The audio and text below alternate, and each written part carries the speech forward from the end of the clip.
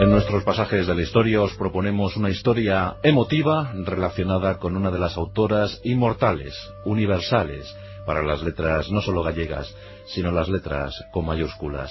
Hoy hablamos, hoy rendimos homenaje, hoy mostramos tributo hacia la gran, la inmensa Rosalía de Castro.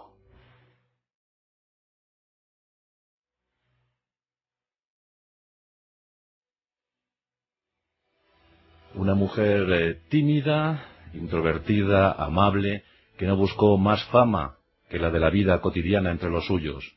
Una mujer siempre aquejada por las dolencias, por las enfermedades, por la muerte, uno tras otro, de sus 7 vástagos.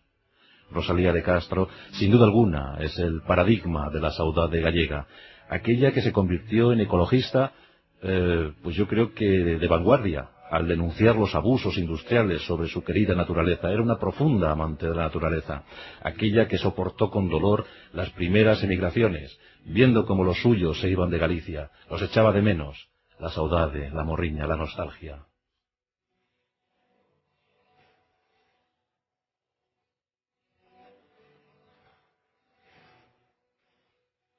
Nuestra historia comienza un 24 de febrero de 1837.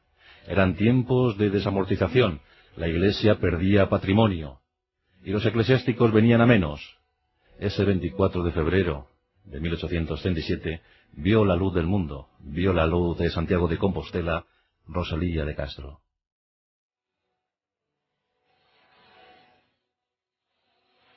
Y no llegó a este valle de lágrimas en las mejores condiciones, porque fue parida en una casa abandonada.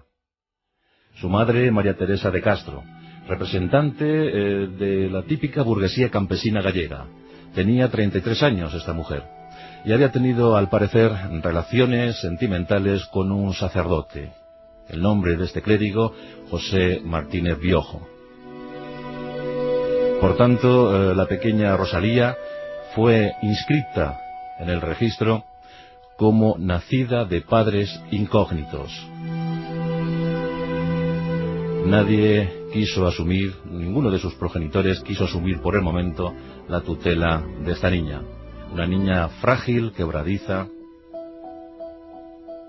pero sí la que se convirtió en su madrina, Francisca Martínez. Estos amores secretos marcaron sin duda alguna los primeros años de infancia de Rosalía, de la pequeña, de la tierna Rosalía. Criada por esta madrina y posteriormente por 2 tías paternas. Era una niña huidiza, como digo, muy tímida, una niña que echaba en falta el afecto de sus padres.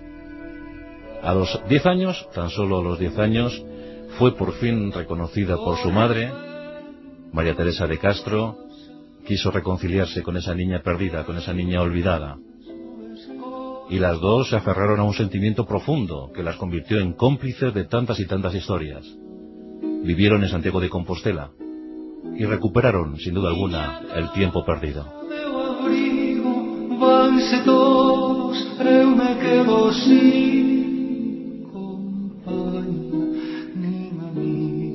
Rosalía recibió una muy buena instrucción. La verdad es que destacó en las disciplinas de bellas artes, por ejemplo en la pintura, en la música, en la declamación. Incluso participó en alguna obra teatral infantil y juvenil. El Liceo de los Jóvenes de Santiago da buena prueba de ello. A los 12 años ya realizó sus primeras composiciones poéticas. Y la niña apuntaba maneras, apuntaba maneras. Finalmente llegamos al año de 1856. Con 19 años, tan solo 19 años de edad, y ya desprovista definitivamente del amor de su madre al fallecer esta, pues viaja a Madrid. Y viaja a Madrid con un libro bajo el brazo, un poemario llamado La Flor. Su primer texto publicado, sus primeros poemas publicados.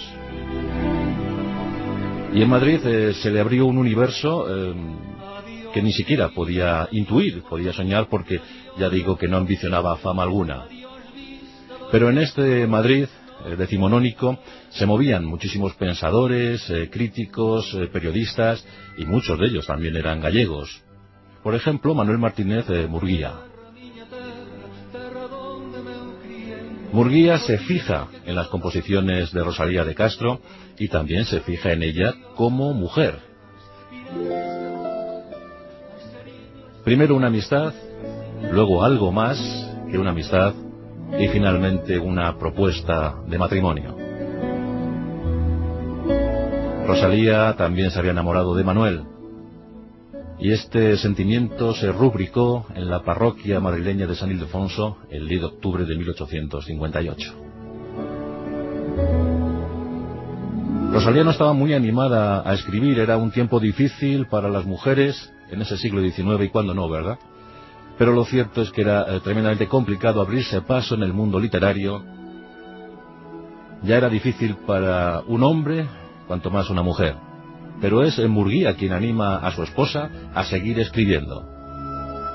Mientras tanto, comienza a llegar la numerosa prole, Alejandra, al año siguiente de la boda, y otros 6 niños que por desgracia no sobrevivieron a su madre. Murieron todos a edad prematura, un sufrimiento, un dolor profundísimo para Rosalía.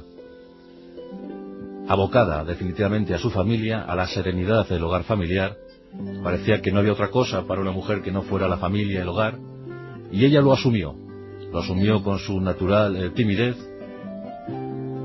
con su introspección, pero como seguía muy vinculada a sus sentimientos, a su corazón, a su tierra, seguía pensando en Galicia y publicando. Flavio llegó, su novela, su segundo título. Llegó también La hija del mar, una de sus obras muy reconocidas, o Ruinas, o El caballero de las botas azules. Son años de calma, son años en que estas publicaciones van surgiendo, apareciendo, son años de penurias económicas para la familia y de trasiego constante por ciudades. Madrid, Vigo, Simancas, una ciudad importante para Rosalía de Castro, no en vano, en esta localidad va a componer casi todos los poemas, casi todos los versos de una obra imprescindible, Follas Novas, Las hojas nuevas. Esto reactiva la carrera literaria de Rosalía de Castro. Acontece en 1880. Seguía muy delicada de salud, muy frágil. Era un árbol a punto siempre de caer, a punto de tumbarse. Y además invadida por esa nostalgia, por esa melancolía, profunda melancolía, al contemplar cómo sus paisanos iniciaban la migración, iniciaban el camino hacia otros lares, hacia otras tierras, llevando siempre Galicia en el corazón, pero en este tiempo comienzan esas emigraciones masivas, 6.000, 7.000 de esta ciudad, 500, 600 de aquel pueblo, 10 o 12 de aquella aldea. Ve cómo sus paisanos, la gente que la vio nacer, la gente que la vio crecer, se va de Galicia, acaso para no volver jamás. Y contempla cómo la industria, la revolución industrial, comienza a pertrechar las primeras tropelías ecológicas. La naturaleza le dolía mucho. Por eso hay que decir que Rosalía de Castro, además de ser la gran autora gallega, es sin duda alguna una abanderada de la saudade, de la nostalgia, de la pena al contemplar lo irremediable. Una fecha clave también en su vida, antes de Follas Novas, la tenemos el 17 de mayo de 1863. Se publica Cantares gallegos.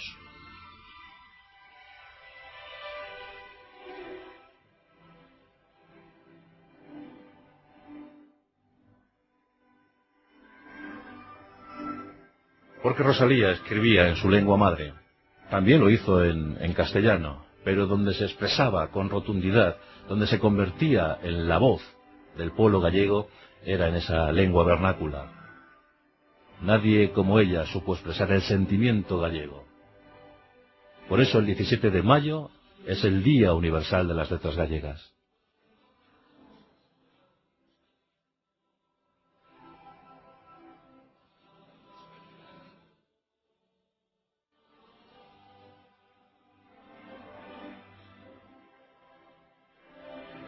Cantares Gallegos no alcanzó la repercusión que precisaba, la repercusión que sin duda alguna merecía. Es un opus magnum de las letras gallegas, pero eso sí, no cayó en el olvido y generación tras generación los gallegos acunaron ese texto y lo convirtieron en su gran referencia literaria.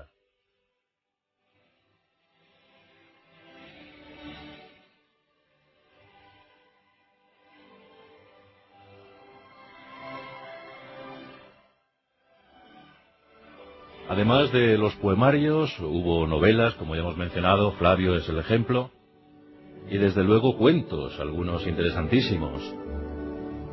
Pero es con Follas Novas cuando yo creo que Rosalía de Castro alcanza su gran dimensión literaria, su gran dimensión como autora, como referencia clara de la literatura gallega.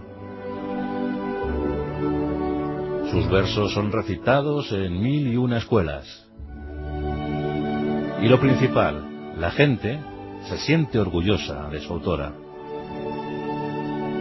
En Galicia se sentía ese orgullo especial al saber que uno de los suyos se proyectaba hacia el mundo.